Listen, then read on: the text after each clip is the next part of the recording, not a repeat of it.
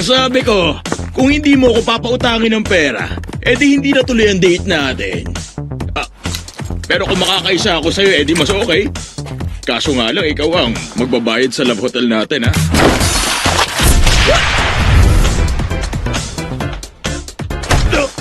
Pasapak ng isa!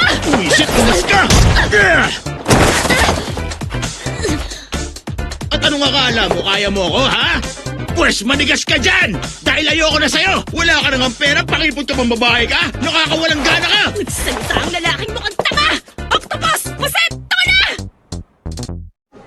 Ang funny mo, girl. Hindi naman pangasar ang iba't ibang klase ng seafood. Namayan niyo na lang ako, no?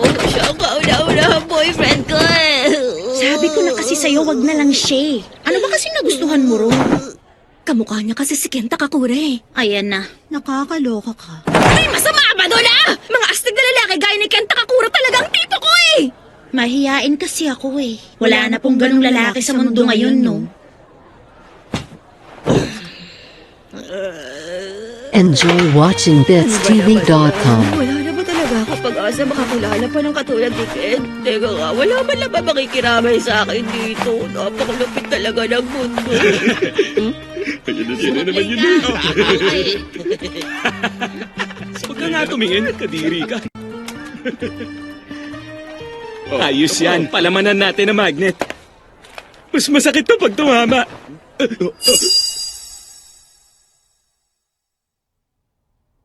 Anong binabasa mo dyan? Patingin nga. Ano? Parang mga sira. Wala na bang matinong lalaki sa mundong to?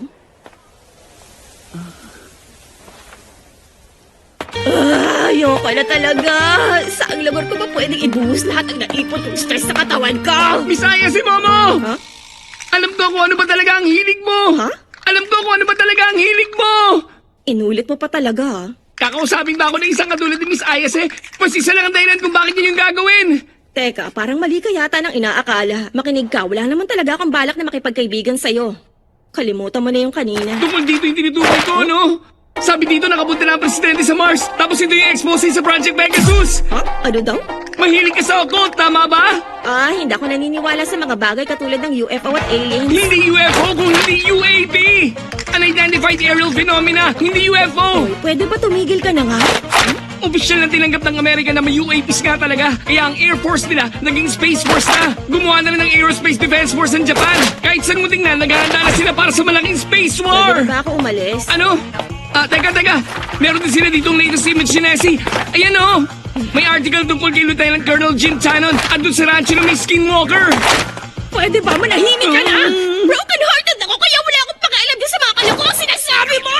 Nakakainis talaga yung ugali ng mga nerd na walang ginawa kundi dada! Yan ang dahilan kaya wala ka mga kaibigan eh! Huwag kang ang feeling close sa akin dyan.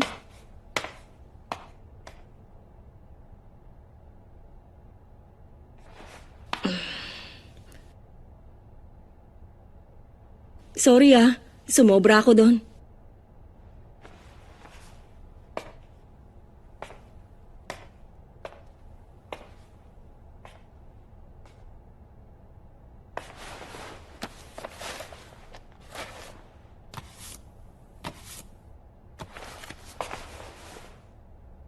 Heto. Hindi ako naniniwala sa aliens pero naniniwala naman ako sa mga multo. Ano ba? Hindi naman totoo ang mga multo. Ikaw! Sakit ko na nga yung weird ng trip mo tapos ay lakas pa ng loob magbarahin ako! Pwede ba huwag mo nga malitin ang occult? Para lang sa kaalaman mo, espiritista lang naman ko ang lola ko, no? Ano? Nakakita ka na ba ng totoong exorcism? Grabe, ang tindi talaga! Yung mga sinasapian, parang kinukonversyon! Pwede ka rin naman kumbulsyonin kapag may sakit ka. Hindi ang katibayan na totoo kung may mga multo nga talaga. Pagsalita ko, bakit may alien na bang nagpasakay sa'yo sa UFO? Ang layo naman sa logic ng tanong mo. Engot ka ba talaga? Aba, sumuko na siya kay Kenta Kakura tapos nalaman ang pinalit niya. Tingnan mo yan, parang wala na siyang pakisasasabihin ng iba. Okay na rin yan. Para magkaalaman naman, pustahan na lang tayo. Pag napatunayang may multo nga talaga, talo ka, kaya magiging utusan kita. Ipapakita ko sa'yo na may UFOs. Mali, UAP pala. Kapag nakakita ka ng ganon, ikaw ang talo, Miss ISA, kaya ikaw ang magiging utusan ko.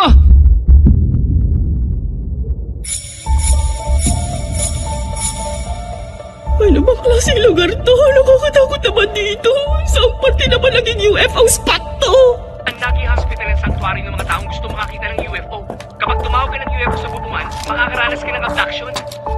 Eh, ano ba yung abduction na yan? Yun ang tawag kapag kinidnap ka ng alien para pag-eksperimentohan ang katawan mo. Teka, sandali lang. Napag-eksperimentohan ka na ba dati? May posibilidad na baka nga. Ha? Marami kasi sa mga nakaranas ng abduction na lumalabas sa binuraang memorya. Hoy, hindi ka pa talaga nakakakita ng UFO, no? Ano mo ba yung regressive hypnosis? Huwag mong ibahin ang usapan, okay? Hindi naman mahalaga kung nakakita man ako noon o hindi. Ang usapan kung may ebidensya ba o wala na may ganun nga. Manahimik ka. Teka nga, kumusta ka naman dyan?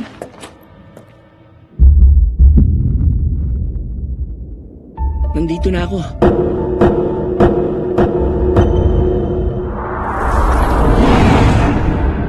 Nasa haunted spot na ako. O sige na, papasok na ako para mapatunayan na wala naman talagang mga multo. Oh, bakit? Huwag mo sabihin sa akin natatakot ka na. Nga pala, ang sabi sa internet talaga daw may nagpapakita dyan. Weh!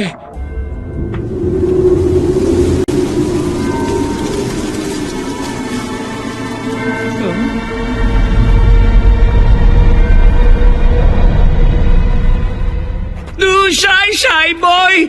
Konusyon ka ni! Mas delikado raw kapag sumisigaw ng malakas. Yun ang sabi dito sa internet. Du shy boy! Ay, Kanina ka pa puro internet dyan. Miss ISA, talaga ba nakakita ka na ng totoong multo, ha? hindi pa. Ano? Tapos kung makapagsalita ka sa akin, nakala mo kung sino ka? Pasensya na po. Kung yung mga pinagsasabi mo sa akin, kalokohan, naniniwala kami multo pero hindi ka pa naman pala nakakakita. Hindi naman yun kalokohan. Sinabi ko naman sa'yo na espiritista nga ang lola ko, di ba? Lola kong nagpalaki sa akin. Wala na kasi ako mga magulang. Ano? Ganun ba? Sorry, Bakit naman bigla kang nanahimik at nahiya dyan? Enjoy watching Pero alam mo, sa totoo lang, malalang BitsTV.com. pagka-weirdo ng pamilya ko eh. Sa tuwing lalabas ako ng bahay, kailangan may gawin pa akong kung anong uri ng ritual. Pinapagawa sa akin yun hanggang sa makarating ako sa eskwelahan. Eh di syempre, pinagtawanan ako ng mga kaklase kong lalaki. Pag hindi ko naman ginawa, papagalitan ako. Eh saan ba ako lulugar? Pero ang pinakaayaw ko sa nangyari, ay nung pati mismong crush ko, tinukso din ako. Nagalit talaga ako ng husto nun kay Lola. Sinisi ko sa weirdong ritual niya kung bakit ayaw na tuloy sa akin ng crush ko. May nasabi akong masasakit na salita sa kanya. Magmula noon, hindi na kami nagkakausap na dalawa. At itinigil ko na rin yung ritual. Pero alam mo, naaasar talaga ako kapag pinagtatawanan ng ibang pamilya ko. Doon ko napagtanto. Hindi naman ako nagalit dahil inasar ako noon ng crush ko eh. Kung tutuusin ang dahilan kaya ako nagalit, dahil nga pinagtawanan ng crush ko ang lola ko.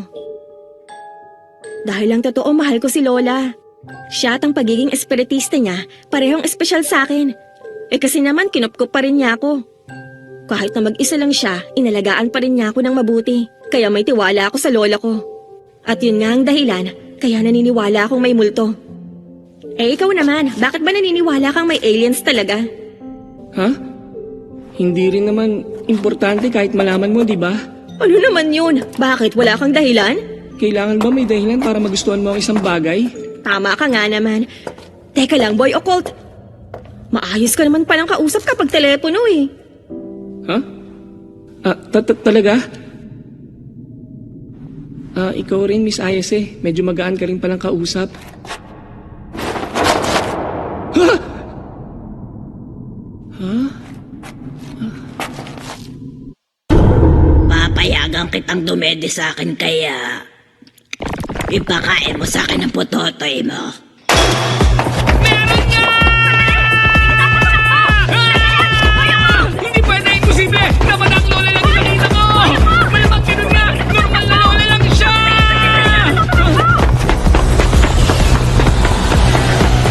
Siguro na malikpat na lang talaga ako kanina! Walang multo! Pinakasalubong na ako doon na mahalay! Kahit anong mangyari, huwag na wag mo hahayaang makunahan ka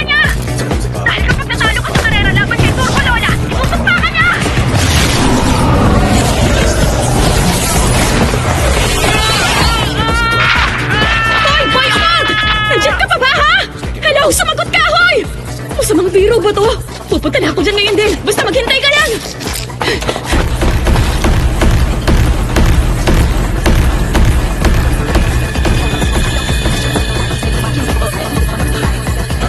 Anong mga yun, ha? Pwede ba tigilan niyo na nga ako?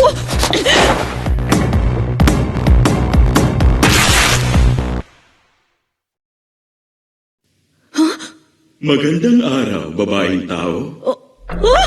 Kami ang Serpoyans. Yun ang tawag sa amin dahil galing kami sa planetang Serpo. Ano, aliens? Huwag kang matakot. Mababait at palakaibigan kami mga nilalang. Kung talagang mababait ang nilalang kayo, hindi niyo dapat hinuhubaran ng isang babae. Nasaan ang mga damit ko? Nabigyan na namin ng kaukulang pag-iingat ang mga gamit mo. Gula-gulalit na yan eh! Bayaran niyo yan! Isa pa, gusto ko na umuwi sa amin. Tanggalin niyo na nga ako!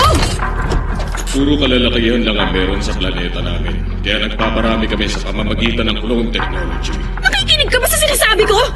Pero walang nangyayaring ebolusyon sa basta pagkopya lang. Kaya nawala rin sa amin ang mga pangunahing emosyon gaya ng galit, tuwa at iba pa. Kaya naman para manumbalik sa amin ang kakayahang magparami katulad ng sa inyong mga tao, gusto namin makuha ang organong sa inyo. Ha? Simulan na natin ang pagtatali. Pagkatapos ng pagtatali, kukunin namin ang matres mo at organong saging para sa pananaliksik. Mas manigas kayo! Umatol na ako sa mukhang tanga pero kahit boyfriend ko siya, hindi ko hinayaang kunin yung puri ko! Nakareserva pa rin ang pagkababae ko para sa kintakura na makikilala ko! Hindi ko ito ibibigay sa nakakadirig alien na kagaya niya!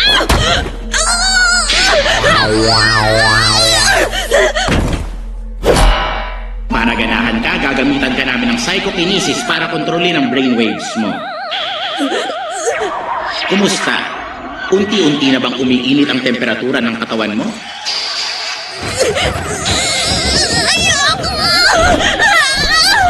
Habang nilalabanan niya ang psychokinesis, ang tindi ng lakas ng isip niya. Kaya lang, magsimula na tayo. Tumigil ka! Ha?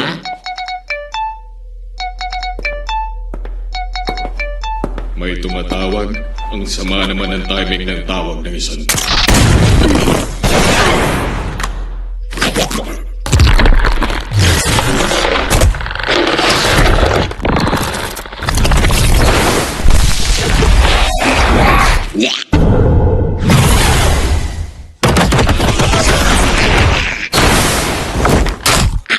Huh?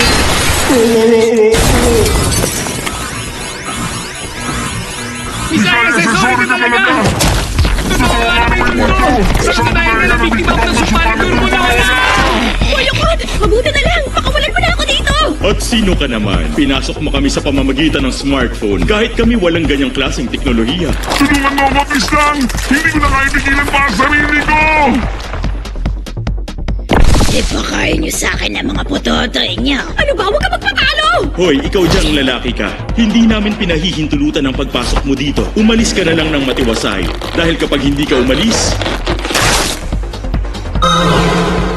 kukunin namin ang saging mo. Kadiri? Sixth sense organ. Ang bilis! Hindi mahabol ang psychokinesis ko.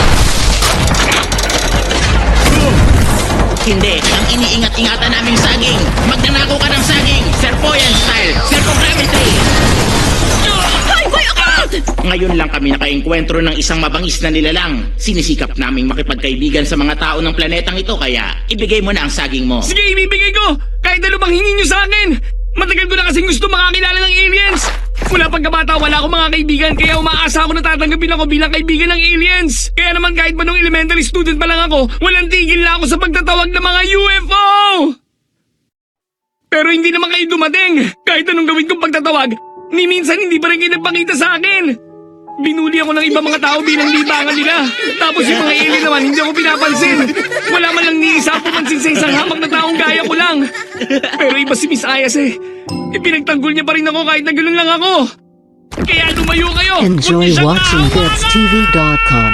Makakatigil sa akin ng kahit sino malalakit sa kanya. Para sa kanin niya, napakatama kahit pag nalilimaw ako. Kaya mo yan, Boyokot! Ipakita mong lalaki ka! Bye! Miss Ayas eh, hindi ko pala kaya to. Hoy, ang bilis mo naman sumuko! Hindi kami pwedeng makipagkaibigan sa isang katulad mo na bayolenteng nilalang. Isa pa, mas gusto namin ang mga babaeng tao kaysa sa mga lalaking tao gaya mo. Sige na, papainitin ko na uli ang gana mo. Ilabas mo ang chi mo. Ayokong gawin yan. Kaya nga lagi ako tinutokso ng mga kaibigan ko eh. Huwag ka namang ganyan. Kapag nakalabas ang chi mo, hindi ka maaaksidente o magkakasakit. Hindi ka rin lalapitan ng masasama. Una, ipunin mo ang enerhiya mo sa ibaba ng tiyan mo. Tapos isipin mo na lumalabas sa tuktok ng ulo mo ang chi. Ang weirdo mo! Nakikipag-usap ka ba sa mga alien? Ayoko na! Hindi ko na to gagawin! Momo, sandali lang. Ayoko na sa'yo, Lola! Peking espiritista ka! Bakit ngayon ko pa biglang naalala yung nangyari noon? Sorry na po, Lola. Napahiya kasi ako kaya ako nasabing mga yun sa inyo. Ipunin mo ang enerhiya mo sa ibaba ng tiyan mo. At palabasin sa tuktok ng ulo ang chi. Ano? Seryoso? Ano? Isaya sa ibig sabihin may psychic powers ka? Ewan ko, pati nga ako nagulat din eh. Imposible. Natatalo niya ang psychokinesis powers ko. Paano nangyari ito? Nasobrahan ba ako sa ginawa kong pag-stimulate sa brainwaves niya? Kaya hindi sinasadyang nabuksan ang chakra ng babaeng yan? Totoo pala talaga siya. Totoong espiritista si Lola, hindi siya manloloko. Salamat sa'yo, Lola. Dahil dito, kahit sino ang oras dyan, kaya kong paliparan!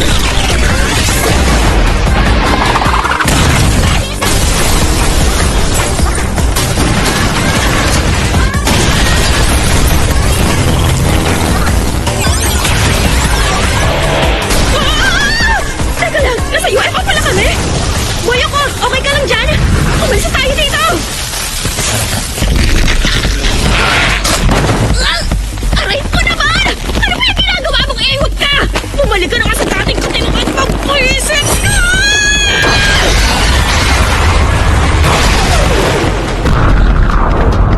Turbo, Lola? At sino kang pakialamera ka? Hindi ko natatanggal ang sumpa, pero wala na sa katawan niya yung Lola! Nasa mga kamay ko na ngayon ang pototoy ng binatang yan. Hanggat nasa akin ang pototoy niya, hindi matatanggal ang sumpa ko sa kanya. Kung gusto mo yung gawin, pumunta ka sa tunnel. Masyadong malayo ang lugar na mo sa akin. Lalabanan kita sa tunnel hanggat gusto mo babaeng masagwa. Hoy, sino tinatawag mo masagwa ka? Hukloban ka! Ibalik mo yung John niya! Oh! Lagot na! Kapag hindi tayo nakatakas, mamatay tayo! Ayos ka na nga dyan, Ewot ka! Tumakas na tayo!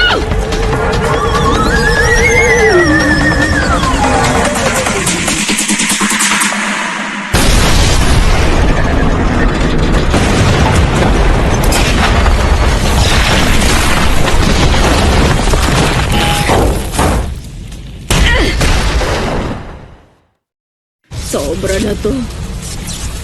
Naniniwala na ako sa mga alien. Nakidnap nga ako kanina eh. Naniniwala na ako sa mga multo. Isinumpa na nga ako eh. O tapos, paano ka na ngayon yan? Ano nang gagawin ko? Sigurado magwawala ka uli kapag hindi kita pinigilan gamit ang psychic powers ko. Pasensya na. Wala akong uniform, wallet, pati smartphone. Lahat ng gamit ko wala na. Paano ko ba kasi matatanggal itong sumpang ito sa akin? Kailangan mong matalo sa karera ng pagtakbo si Turbo, Lola. Sa kanya galing yung sumpa eh. Ganun ba? Sige, pupunta na ako kagad doon sa tunnel. Huh? Ngayon na? Miss Ayase, isuot mo yung damit ko para makauwi ka na. Sandali lang! Magwawala ka na naman kapag wala ako! Nangyari lang naman to kasi Huh? ako ang may kasalanan ng lahat eh. Hindi na kita idadamay pa rito, Miss Ayase. Pipigilan ko na lang hanggang sa makarating ako sa tunnel. Pagkatapos, bahala na. Bakit ba kasi ayaw mong samahan na lang kita? May iwan ba kita pagkatapos ng pinagdaanan natin? Kung wala ko kanina, edi sana patay ka na dapat ngayon. Okay lang bang tulungan mo ang katulad ko lang? Tigilan mo na nga ako tungkol dyan.